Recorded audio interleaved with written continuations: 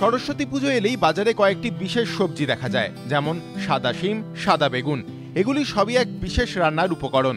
শ্রীপঞ্চমীর পরের দিন শীতল ষষ্ঠী। পশ্চিমবঙ্গীয়দের মধ্যে এদিন গোটা সিদ্ধ খাওয়ার রীতি রয়েছে।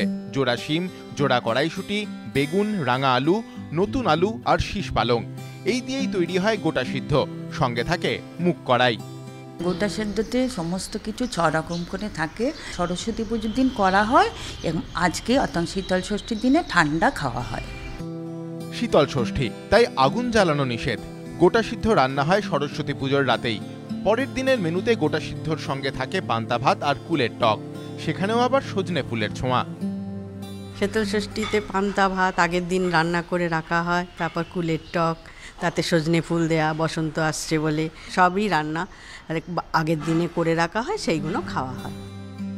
দীর্ঘদিন ধরেই চলে আসছে শীতল ষষ্ঠীর এই প্রথা।